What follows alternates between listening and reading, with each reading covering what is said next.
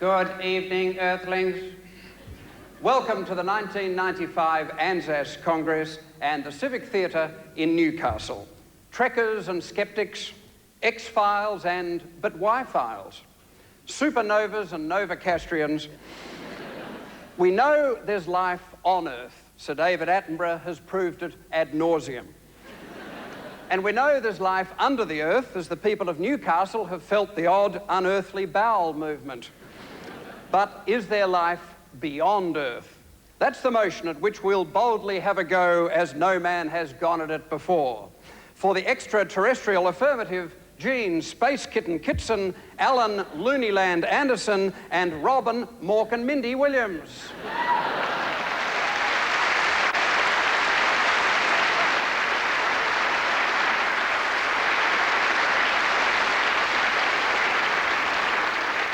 And for the earthbound negative, Jonathan, this planet isn't big enough for the two of me Biggins. Mikey, can't spook me Robyns. And Sue, one world, Cruickshank.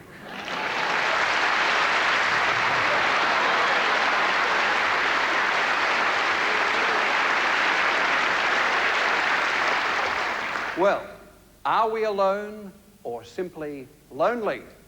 Is there intelligent life out there? Is there here? Is that an unintelligent question asked by an ignorant race which, were it any more intelligent, might well know the answer? Does NASA have the answer? Is NASA itself secretly the answer backwards? As Mike Moore would say, Or is there more than one answer? According to author Douglas Adams, space is big. Really big. You just won't believe how vastly, hugely, mind-bogglingly big it is.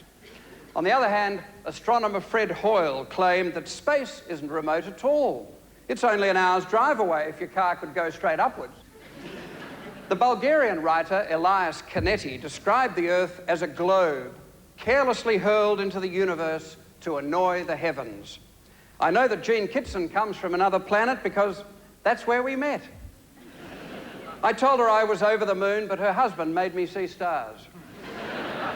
I begged her to abduct me and use me for all manner of bizarre experiments, but all she wanted was my head for a globe. There's obviously life beyond me, but is there life beyond Earth? Opening the case for the affirmative, Jean Kittson.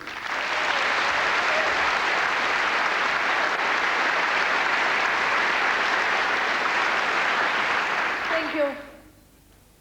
Is there life beyond Earth? Who knows for sure? Can we say conclusively that there isn't? No. Can we say conclusively that there probably is? Yes.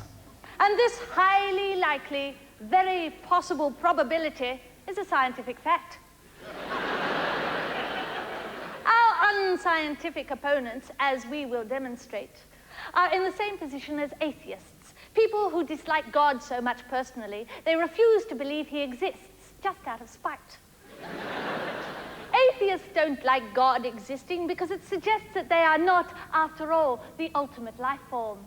That's why teenagers are atheists. The same goes for people who deny even the possibility of alien life forms. People who want to believe that Jonathan Biggins, for example, is the last word in creation. But we, humble and yet scientifically rigorous, do not believe that the possibilities of life are this limited. Those who deny the possibility of the existence of life beyond Earth usually claim that if there is such life, why hasn't it got in touch? Why haven't they called? Why haven't they written? What are we, their mother?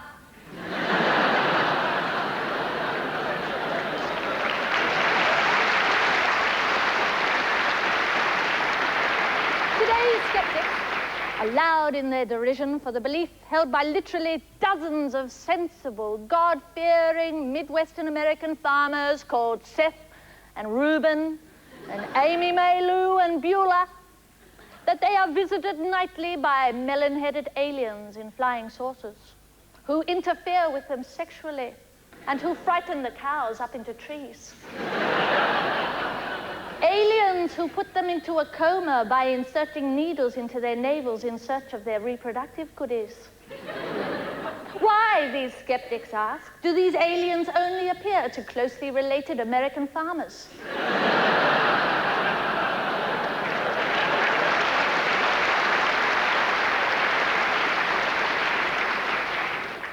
If they bother coming all this way, why do they go the grope instead of revealing the mysteries of the universe? Why do they torment livestock? Has it never occurred to these skeptics that these aliens may simply be an intergalactic version of business class? A business class full of an intergalactic National Party delegation.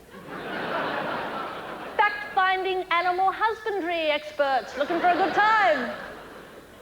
Or maybe they're just intergalactic sailors hauling into a foreign port, perhaps putting Earth people into a coma and inserting peculiar instruments into their body is their idea of foreplay. Stranger forms of interference happen on Earth. Just look at Michael Jackson. And with the greatest respect to my scientific colleagues, look at science. There are humans in laboratories strapping electrodes to gorillas to make them ejaculate. On Earth, this is for a good cause, reproducing gorillas or developing a new shampoo. But to other alien civilizations, this might be their idea of a good time. But skeptics won't accept this scientifically proven possibility that aliens might be hoons. Another argument of the skeptics is that if aliens are so technologically advanced that they can get all the way to Earth, where are their manners? Nobody asked that about Vikings, for example. And to Robyn and Beulah's ancestors, Vikings might as well have come from Mars. When Vikings first appeared, in spite of their technological superiority, nobody expected the Vikings to explain the properties of titanium or the space-time continuum. They very reasonably expected the Vikings to sexually interfere with them and frighten their livestock into trees. With skepticism, we have merely regressed. In fact, why should life forms beyond Earth be intelligent at all? There could be entire galaxies in which all life forms are teenagers. Invent space travel, why bother? Everything sucks.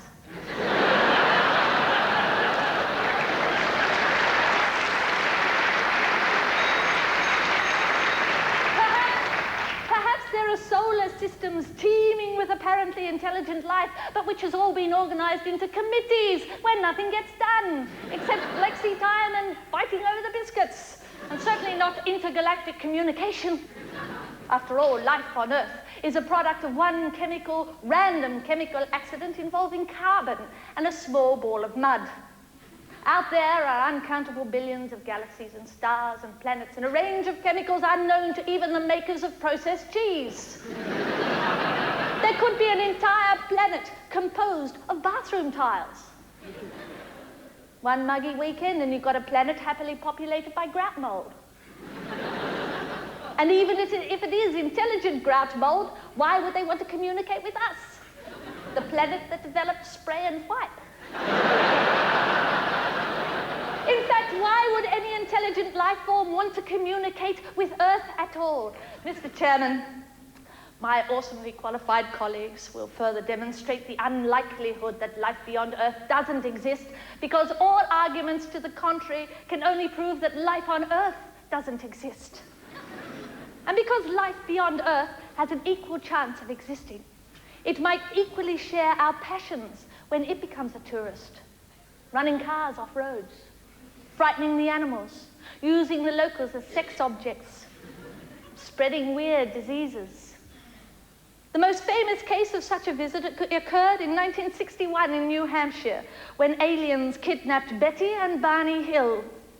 From his testimony, Barney recalls being taken away and touched near his groin with an unfamiliar instrument.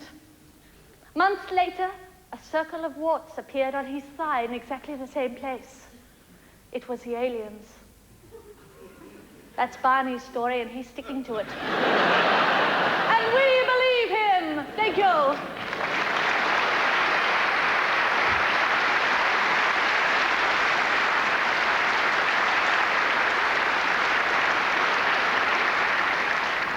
Believe it or not, the chances of a random mixture of molecules combining to form DNA are equal to the chances of tossing a coin 130,000 times and getting a head each time. But fortunately, not the head of Jonathan Biggins. It's full of the Bachelor of Arts degree he started at the University of Newcastle and finished on another planet.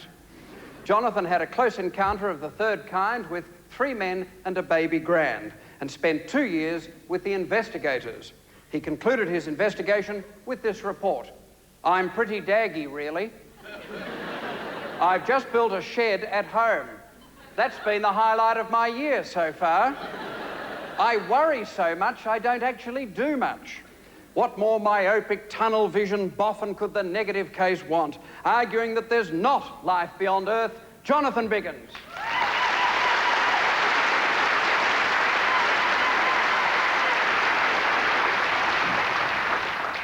My fellow Novocastrians,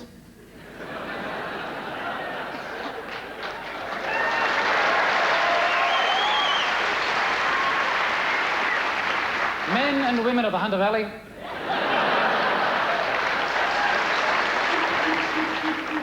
and everybody else. Go the Knights in '96. Is there life beyond Earth? Well, in an infinite universe, in a universe that may be just one of an infinite number of universes, it is statistically possible that somewhere out there will be something that could be loosely termed life. It is also statistically possible in this infinity that we cannot even begin to comprehend that Harold Holt is alive and well. That John Lennon is somewhere out there trying to get Yoko Ono out of the car first. They're slow, but they're with me. And there's a planet where a group of wombats has successfully rebuilt the Eiffel Tower out of runner beans. But let's keep it sensible. Let's bring this debate into the realms of probability straight away. If aliens are hoons, as the leader of my opposition has claimed, surely they would be now face down throwing up on Neptune, or their spacecraft would be jammed hard into Uranus. But even hoons have some sort of intelligence. They can work out how many beers they can have before they get in their spacecraft. The Vikings came here, but they left souvenirs. They left ABBA. They left the Volvo. They didn't just suddenly mysteriously appear and go, leaving nothing but a circle of warts. I think the comparison is a little hard to draw. I also find it extremely paradoxical that Jean Kittson is arguing that there is life beyond Earth. She lives in Sydney. Now show me one Sydney-sider who believes that there is life north of Hornsby.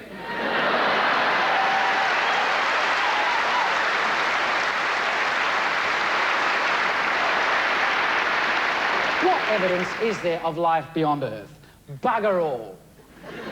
All right, so they've found a few amino acids and a couple of proteins in deep space. Well, I can't speak for you, but it's not what I'd call life.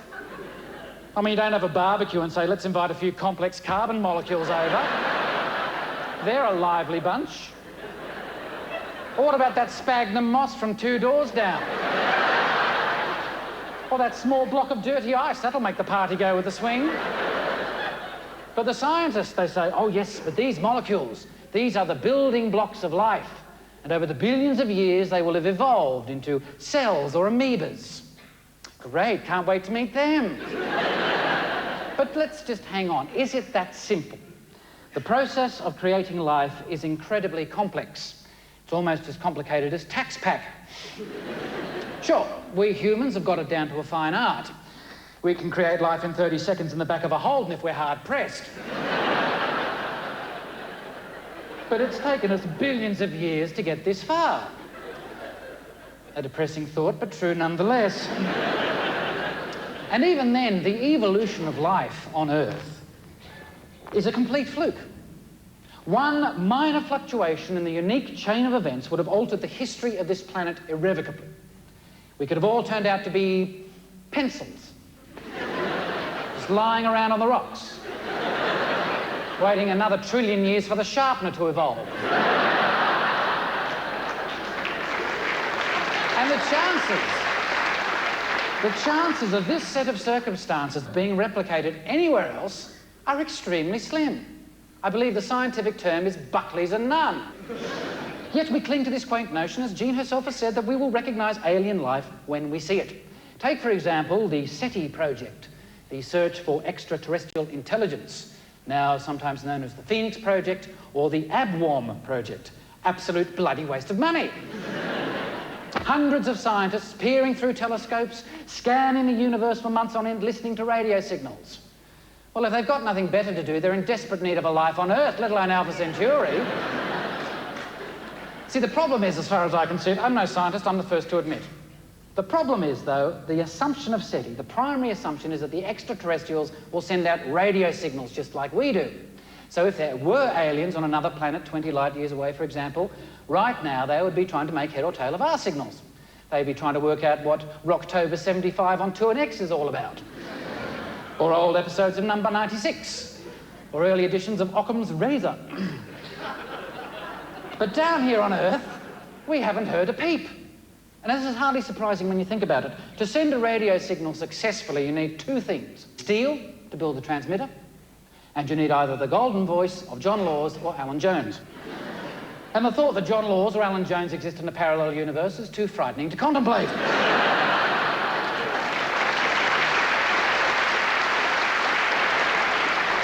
Now, as Jean said, quite a few people claim to have seen UFOs. There are those who have been abducted by them and sexually assaulted. Now, call me cynical, it's never anyone important, is it? No alien has ever said, take me to your leader, with any degree of success. Or if they have, they haven't got past the leader's secretary, as far as we can tell. And how come these people are always sexually assaulted? Would you travel all the way across the universe, ladies and gentlemen, just to go to Tyes Hill and look at a pensioner's genitals?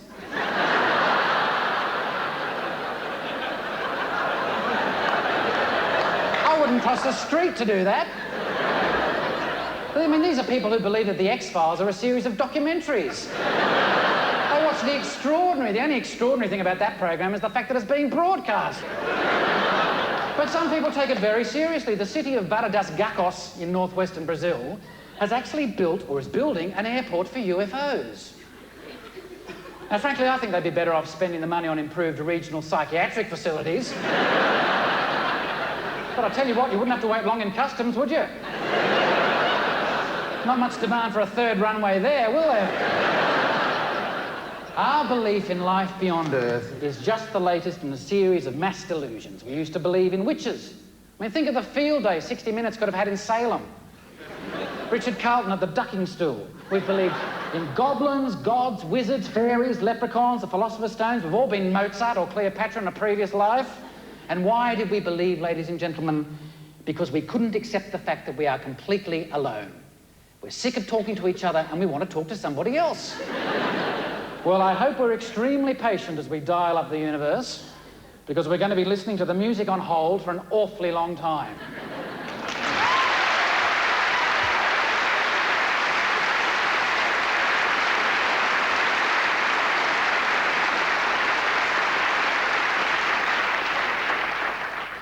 John F. Kennedy, who began life on another planet with a very rude shock, agreed with the sentiment that life is extinct on other planets because their scientists were more advanced than ours. And none more so than Alan Anderson. A Bachelor of Science in Biology from the University of Sussex, Alan went climbing in the Himalayas back in 1972 and has since sent back hundreds of articles for journals such as Nature, Science, and New Scientist, of which he's been editor since 1992. He's organised international conferences on such subjects as high-temperature superconductors, about extraterrestrial sightings on Melbourne trams, and How the Brain Works, which was officially opened and closed by Dan Quayle. Like us, he's a guest at this year's ANZAAS Congress, and having spent a week in Newcastle, he's quite convinced that there must be life beyond Earth. Continuing the case for the affirmative, Alan Anderson.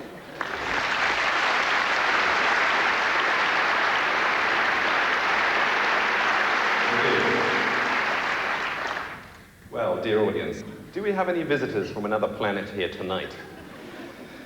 And can we spot them? Can we spot them? Perhaps you'd like to join in a little scientific research on the topic. The latest data from America shows that space aliens always have two characteristics. First, they're bald. Now, I don't want to look at anyone in particular. Second, and this is a total giveaway, they don't have any nipples. So, if anyone out there happens to be sitting next to a bald person, and they don't mind trying a little tweak, and if an artificial nipple comes off in your hand, shout out now. Or try it later in the privacy of your own home and send me a postcard, because we do need the data. I'd like to bring a little bit of logic into this debate, a quality that's been lacking, I think, in the dogmatic ravings of the opposition. Ha! Come on, let's hear it. Right, here we go. Is there life out there? The answer soon seemed perfectly obvious. Just go out on a quiet night, look at the stars. You'll see a few hundred. Take a pair of binoculars. You'll see a few thousand. Imagine what astronomers can see. Millions. Go and look in a library and find out how many millions. In our own Milky Way, there are 200,000 million suns. And that's just a tiny galaxy in the vast ocean of space. Out there's another 10,000 million galaxies that we know about. That means 2,000 million suns in the universe we know something about.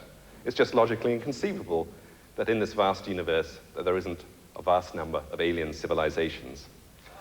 But I realized I also had a logical problem. If there are so many alien civilizations, why aren't we getting hundreds and thousands of space visitors? Australian golf courses should be full of scaly creatures from the Andromeda Nebula, trampling into the turf any Japanese tourist who got in their way. I'd set myself another knotty problem. Where are the missing aliens? With the help of logic, I set out to solve it. Hypothesis 1. Aliens believe the Earth is totally boring. Unfortunately, Earth got a bad review in the intergalactic travel press. A few hundred years ago, a spacecraft visited us before the rise of civilization and wrote in the rough guide to the Milky Way, Earth, small planet, mostly ocean, reasonable swimming, only intelligent life forms, whales and dolphins. After that, maybe nobody bothered to come back. But then I thought there's a flaw to this too. Television. Surely aliens couldn't have judged us by our television programs and found us too boring to visit. Don't they like what we do on TV? Well, this struck me as a very difficult problem. I didn't know the answer to it. And in London, what you do when you've got a really tough problem is you go out and find a cab driver. And you get in the cab and ask the cab driver the problem. So I said, Cabby, if you were a space alien, what would be your favorite television program? He thought for a second and replied, Baywatch. After all, Pamela Anderson is mostly silicon. Speaking as a scientist, I was deeply impressed. You ask a taxi driver about space aliens, and he immediately puts forward an opinion implying that life elsewhere is based on the silicon atom rather than on carbon chemistry. Amazing, the state of British science education. Well, anyway, I think with Pamela Anderson, I can't really prove that the aliens aren't here because life's too boring down here. So I went on to hypothesis 2. The aliens are here, but we just haven't recognized them yet. Well, who would they be? My first choice, without a doubt, Ronald Reagan. He had a touch of the alien, a maniacal conviction of absolute certainty about everything. There was also his obsession with Star Wars. Was his immensely expensive space program not really aimed at the Soviet Union at all? Maybe it was just him trying to perfect the technology to get back home. I delved into my notebooks to find the account of my 15-second interview with President Reagan. It was just after the Chernobyl accident, and I managed to corner the president in a corridor. Are you worried about Chernobyl? I asked him. He replied, and I quote, "You're just asking me about Chernobyl because my hair is a mess. But that's not radioactivity. I'm having trouble with my new shampoo."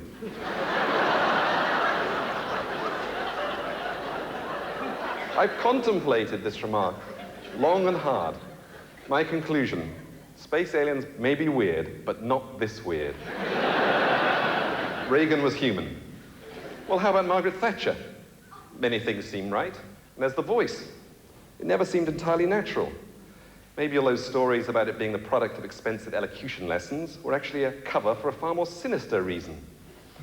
But I have to rule Mrs. Thatcher out too. Recently, I was lucky enough to attend a dinner she was at. Besides saying completely potty things, she was fairly obviously struggling with a set of false teeth. Now, I felt any space alien would just grow a new lot. In Mrs. Thatcher's case, presumably they'd be pointed. Other candidates, Prince Charles, ears that look suspiciously like radar dishes. But no, recent nude photographs taken by French paparazzi demonstrate him to be amply human, more than amply human, perhaps. John Major? No, he's more faulty towers than a far-off planet, in my opinion. So I have to throw hypothesis 2 out too. I can't find a world leader that fits the alien bill. But with a flash of insight, I saw hypothesis 3. The only alien civilizations that will have survived long enough to reach the levels where they could easily build intergalactic spacecraft will long ago have lost all desire to go anywhere. So look up at the stars, and you'll get the most profound message of all. There must be thousands of alien civilizations out there.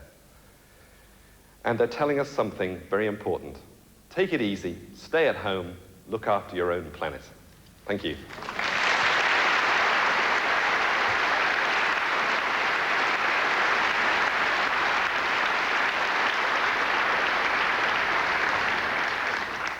That rather ethereal author, Gore Vidal, described astronauts as Rotarians in outer space.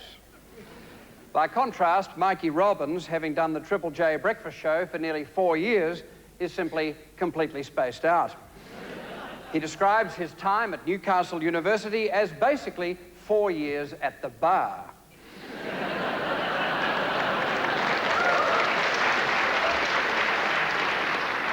Understandably, his major dislikes are the phone ringing and drinks with umbrellas in them. Truly a man of opposites, he's appeared on McFeast, but is actually in love with Snow White. Continuing the case for the negative, Mikey Robyn.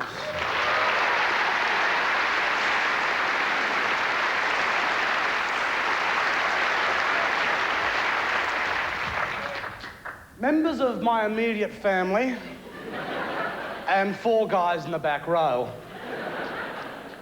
I, for one, am offended. I'm offended by the speakers on my right. Look at them.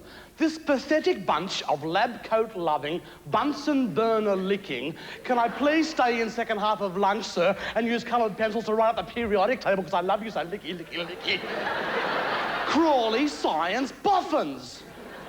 They call us skeptics. I call them bug-eyed believers. They called me an atheist. I move like a cat when I'm pushed.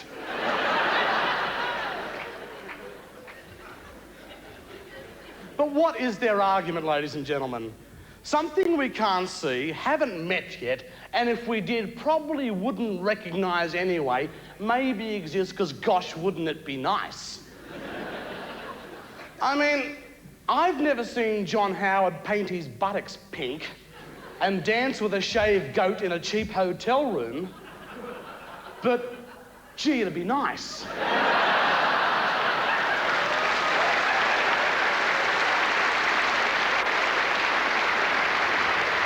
And I know for a fact it's never going to happen because goats have some standards. Which is more than can be said for the glib talkers on my right. People of Newcastle, we are not going to be fooled by these eggheads, these sophists of science. Members of my immediate family, you know what I'm talking about. We'll believe there are aliens and one turns up, shoves whatever it calls as a hand into mine and says, come on, big fella, off the cricketer's arms, the schooners are on me. That's an alien I can believe in. So what do we have to prove that alien life form is a going concern? We talk about the evidence. You talk about, very scoffingly, the sort of people who believe they've met aliens, the sort of people whose parents were cousins, whose mother smoked when they were pregnant, sort of people who have a sticker on the back of their car, honk if you had sex with mud last night. As it's been pointed out before, they're all mostly Americans. Not just any sort of Americans, we're talking bling, bing, bing, bing, bing, bing, bing, squeal!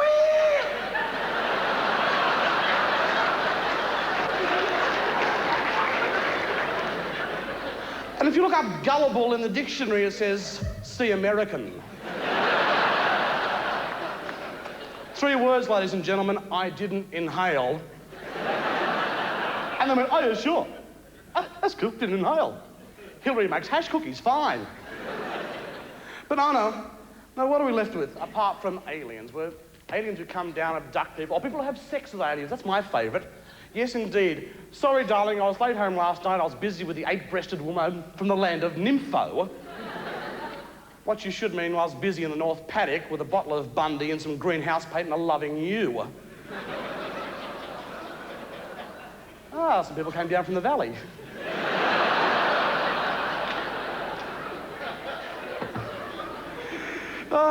And of course, they do love the animals, our alien friends. They love nothing more than mutilating a cow. They pop in for a wee spot of animal butchery. I mean, why? Do they just like carving it up and putting on the apron and being jolly like most butchers? Or do they believe that cows are the leaders of our planet? That our vast blue spinning orb is run by a heifer? All praise the mighty heifer. Take me to your udder. If they catch a sight of Tim Fisher, they'll have him gutted and filleted quicker than Rex Hum on a flathead. No, my friends, you may scoff. You may scoff. You're scoffing. I can see you. You are filled with scoff. You overfloweth with scoff. Scoff fills you. It dribbles down the scales and scoffs up the hallway. Do, do, do, do. There is, of course, more evidence. In fact, I believe they're stuffing around with the air conditioning at the moment. There are those crop circles in Cornwall. Oh, yeah. That's something I remember. Remember the space launches? Remember NASA? Remember Apollo 11, 12, 13? Excuse me. Does anyone remember someone packing a Victor? Hello, Houston. It's one small step for man, but a hell of a big job for a whippersnipper. Have you ever been to Cornwall? It makes Wall's End look like surfer's paradise. Maybe I'm just being too narrow, expecting life out there to be humanoid. Then, my good friend Alun here, who looks way too much like a Thunderbird puppet to be trusted.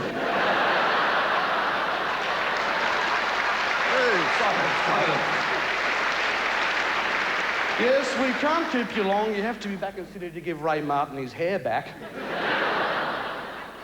Edits a magazine called New Scientist magazine, which has gone downhill since they lost the page 3 physicist.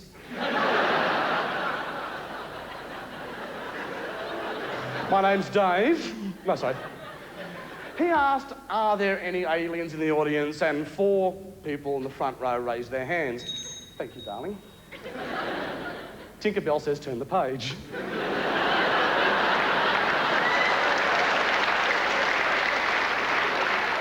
Yes, the 4 who raised their hands means there's way too much red cordial in their diet or their heads are budding.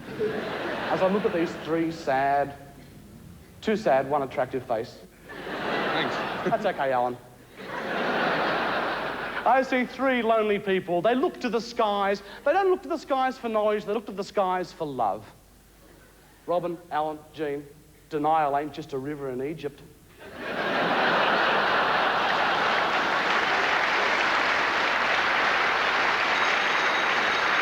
So in conclusion, I would like to bring on my 3rd speaker, Sue Cruickshank, the woman who loves to hug them in a joint, loving movement. You don't need aliens, you just need to be touched. Oh, baby. Are you right, Jeannie? Yeah. I rest my case.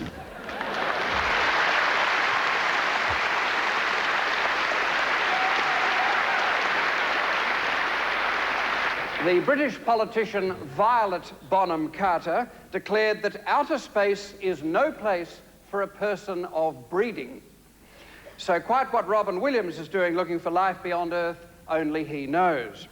On Radio National's Science Show, he's been trying to tell us what he knows for 20 years now, but I'm afraid none of it has sunk in. Of his 10 books, 3 are on the higher school certificate reading list and 7 are completely unreadable. Having released his autobiography, and now for something completely different, tonight he's going to tell us something completely different again. Where will it all end? The third speaker for the Affirmative, Robyn Williams.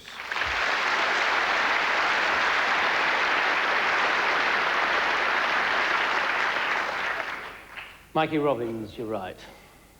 I'm really fed up. Life is a pain. And it's also bloody unfair. I mean, I solved this problem more than 10 years ago. I actually proved that there is life in outer space, and I did so on the science show number 400, and no one took any notice. Then what happens? Along comes some American shrink with a book saying the same thing, exactly the same, and he makes $1 million. Let me explain. Men and women don't belong together. They never did. They're different species and they come from different places. I showed with overwhelming evidence 12 years ago that women come from Venus and men come from Mars. So what is the evidence for how life came from outer space? Well, men used to live on Mars in those glorious bygone days long ago, doing those things men do together when left alone, bonding, congratulating themselves non-stop, and wandering around in small groups looking for something to break.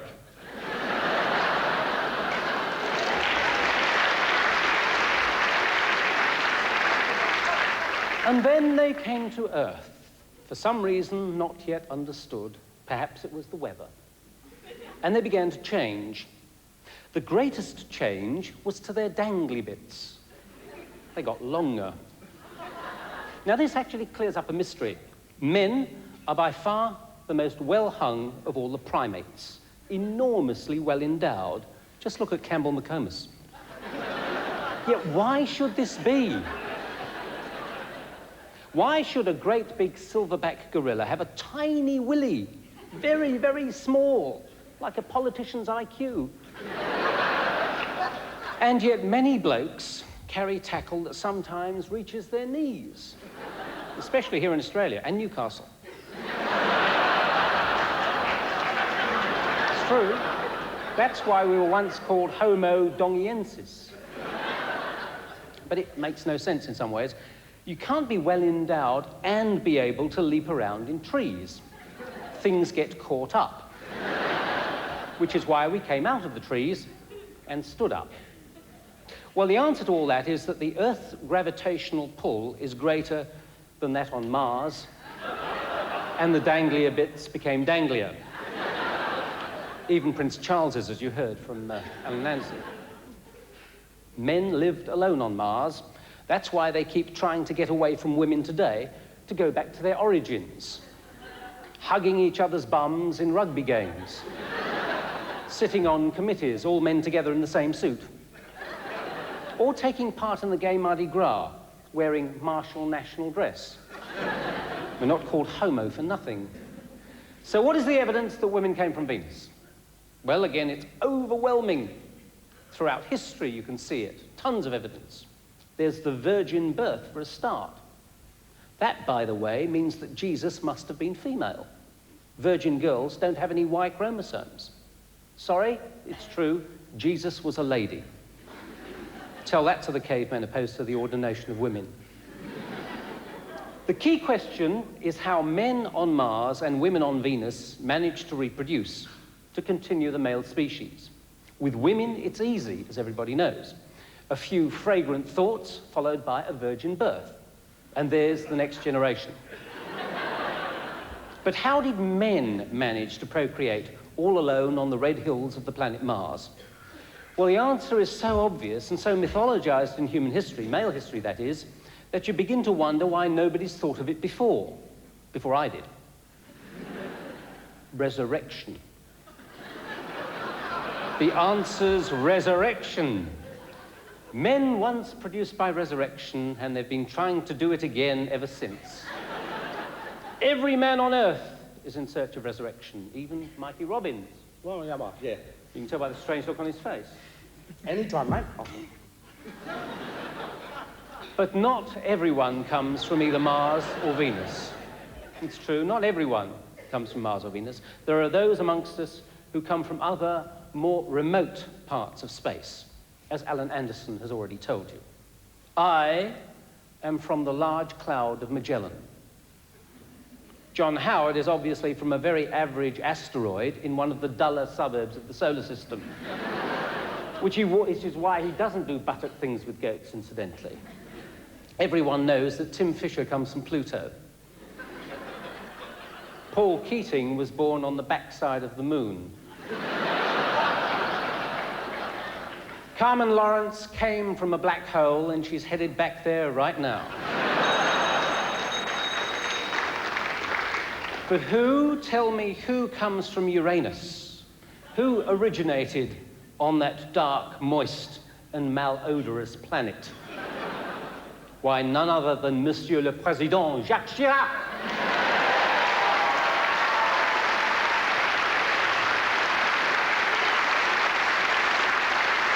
And may he go back to Uranus as soon as possible.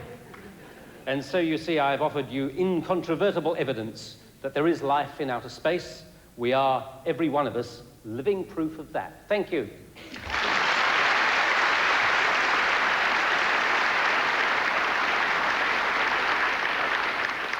And talking of faux pas, the almost unearthly beautiful French actress Isabelle Adjani thought that life is worth being lived, but not being discussed all the time. On the other hand, Sue Cruickshank just can't help talking about acting with the Hunter Valley Theatre Company, about singing jazz, about stand-up comedy, about film and TV, including her own talk program, In Company with Cruickshank. In short, she's the complete all-round entertainer. Her first book was entitled Bring a Plate to Mortdale Scout Hall, the autobiography of a fat tart, complete with recipes. She's currently working on a new cookbook. Now, Sue, you know you shouldn't. And she's fluent in Yugoslav, which should make her argument even more unintelligible. The third speaker for the negative, Sue Cruickshank.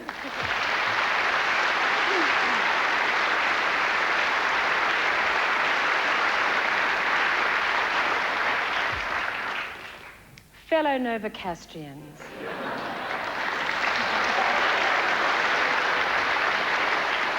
I have been there, beyond, and I know. I have lived my life on the edge, and my mother always used to say to me, and she'll verify it, Susan, you've gone too far. I have been there, and I know. But I also know that scientists, boffins, comedians, anorexics, they're all members of minority groups. Of course, I understand about minority groups. God, I know how you suffer. I'm a member of at least 6. Let me think. I'm from Newcastle.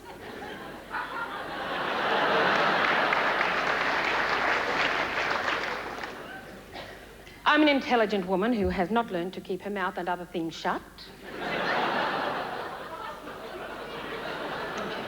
I, of course, am an actress in work. That is another minority group, let me assure you. I'm also a multinational divorcee.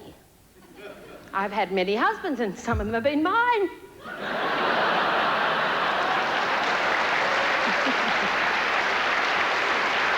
Thank you.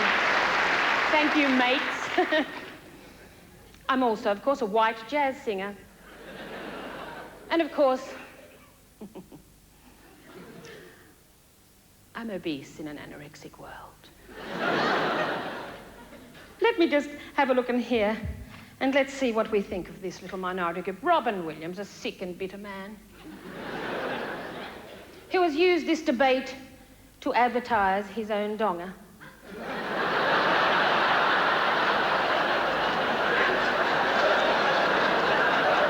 Alan Anderson, an imported person. How can you believe someone that looks like that? He's used this debate to advertise Prince Charles's donger. And then we come to the beautiful, but unfortunately thin, Jean Kittson, who has used this debate to promote sexual practices with animals. So, we must feel sorry for them. They must believe. They should believe, but look what they believe. The whole minority of them. I don't know. I remember growing up in sunny Newcastle as a little, well, a rather large child.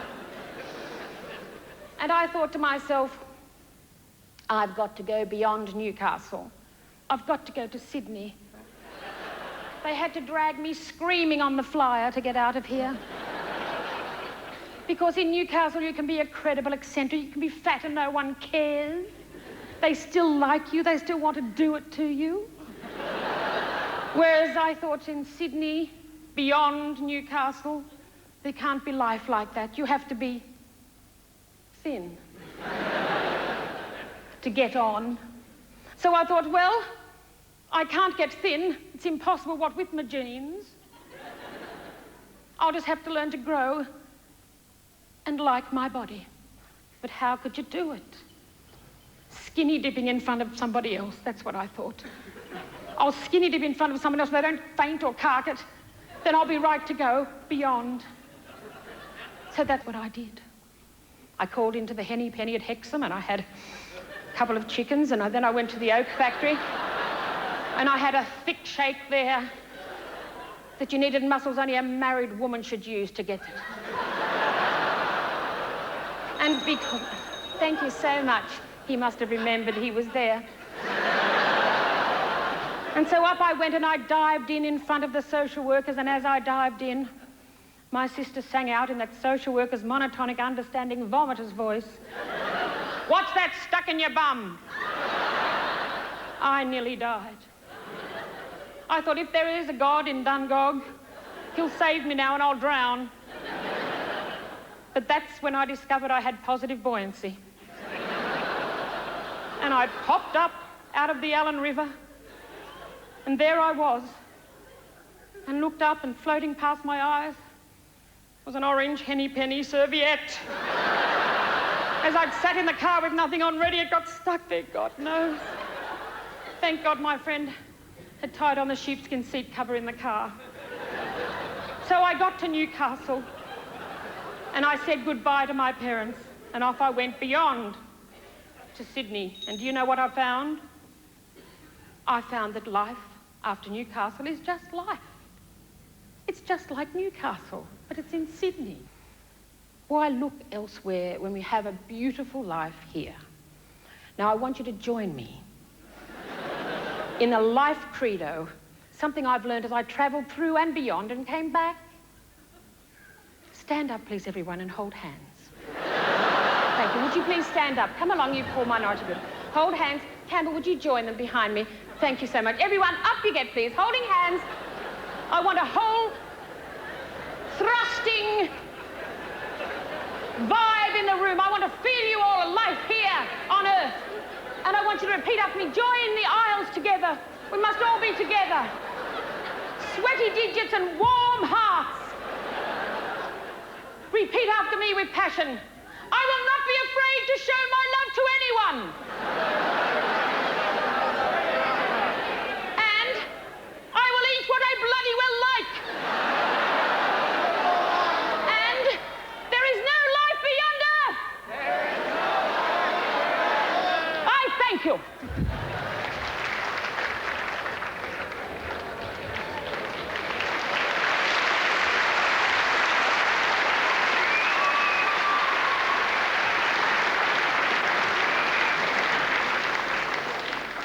The profoundly disturbed world of Sue Cruickshank. Now, you've heard all the arguments, and if they're listening, they will have heard them too. I should remind everyone that World Series debating is defined as saying absolutely nothing and then summing it up perfectly. For the affirmative, Jean Kittson, followed immediately by Jonathan Biggins for the negative.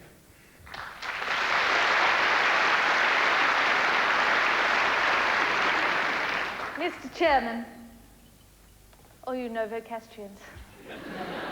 Gee, I wish I lived here. You will. It's all very well to love Earth, Sue, but our opposition looks at the stars and they see only sparkling, dry boulders put there for their own entertainment. To them, the universe is Canberra at midnight, in winter, bright, stark, glowing, and devoid of life. All the lights on, but nobody home. Whereas we look at the stars, and we see a gigantic reproductive organ. Like Michael Douglas, only infinite. Of course, there is life beyond Earth, whether blue-vein cheese bacteria, or ET-style leaping lizards, or small, unblinking humanoids, with big heads and many questions. A cross between an automatic teller and a baby John Howard.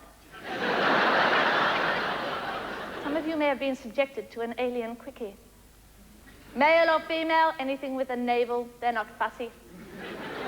Now just ask yourself, what other irritating life form on Earth flies long distances and gets its rocks off by anesthetizing your navel and sticking a needle in it? That's right, it's mosquitoes. They are aliens. We don't even know how dinosaurs got here. One minute there's nothing on Earth but amoeba splitting and reforming like Super League in a tiny way. Next minute there's raptors and Tyrannosaurus rexes terrorizing each other and falling into the swamp. Or were there? We've only got bones to go on, and we've all seen an Australian highway 50 kilometres either side of a Kentucky Fried Chicken outlet. Bones, bones, bones. Could it be that for aliens, Earth was just a place they pulled over on the way to somewhere more interesting? Wolfed down a bucket of Triceratops, and then chucked the scraps out the window? I think so!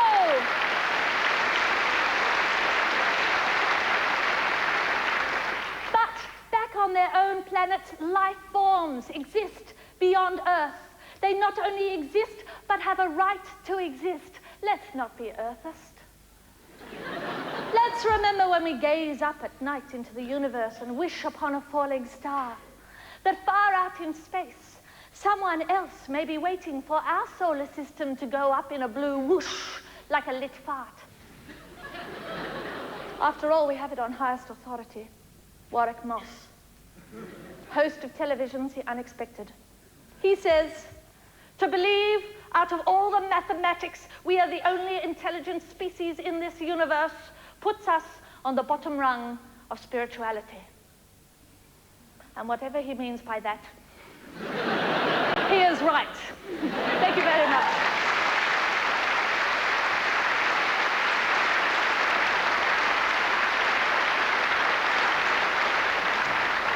Ladies and gentlemen, you'll have to bear with me. I'm just still trying to figure out exactly what the opposition has been trying to say in the argument.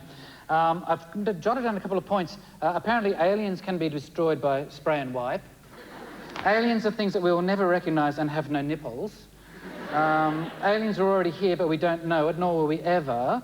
Men came from Mars and have big plonkers. And I think all Robyn Williams' blood has drained from his brain into his.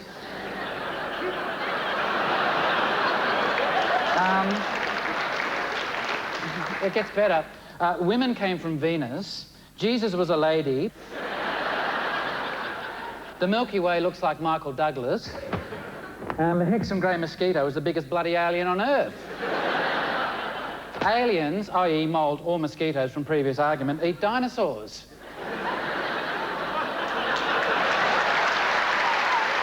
Now, just think about that for a minute. A mosquito this big, dinosaur fairly large. I mean, as a mosquito, come on, you bastard, I'll have you, come on, come on! Let's recap the facts that we have stated here tonight. Not one UFO sighting has ever been confirmed or authenticated by anyone without some connection to the television industry. Not one person who has been abducted by aliens has ever brought back a single souvenir a stamp in the passport, or one decent slide. The American government is not covering up alien landings. The Americans cannot cover up anything. Let's face it, they couldn't cover up the fact that they killed Phar Lap and Les Darcy. Go the Knights. If aliens landed in Texas, they would be on Oprah Winfrey within 24 hours. And they'd be in the Betty Ford clinic by the end of the week. The opposition have not been able to prove that there is life beyond Earth. They have only been able to fairly feebly suggest the vague possibility.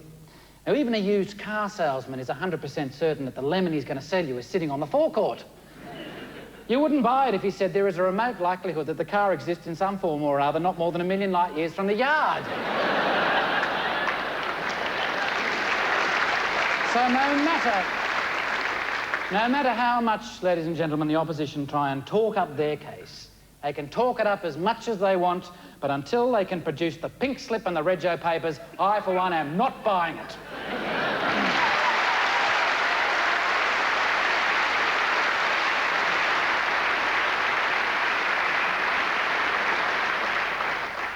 The American illustrator Edward Gorey helpfully suggested that the world is not what it purports to be, but it has no other meaning.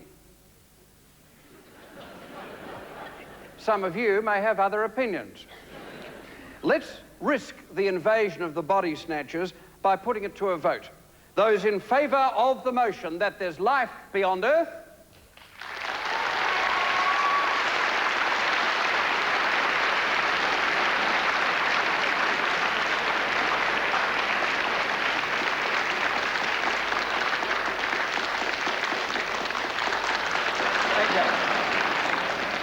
We've got to stop somewhere. And those against the motion?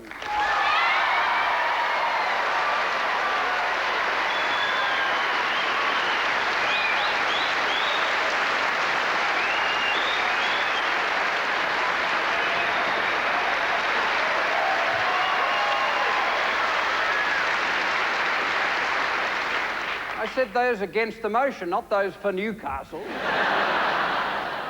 Well, I declare it a win for the negative team.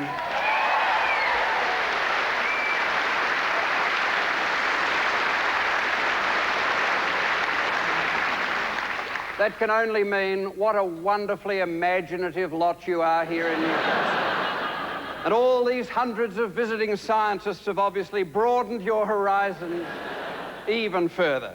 Well, I'm sorry, but you've all been sucked in. You see, I'm from another planet. And I'm here to tell you that there's something out there, apart from me, and I'm not really here. But that's neither here nor there. Beam me out, Scotty.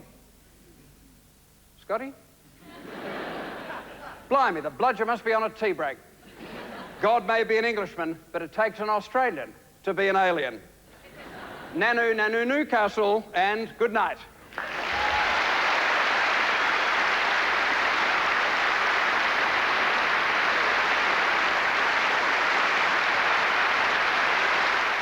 A range of World Series debates is available on video and audio tape from ABC Sharps.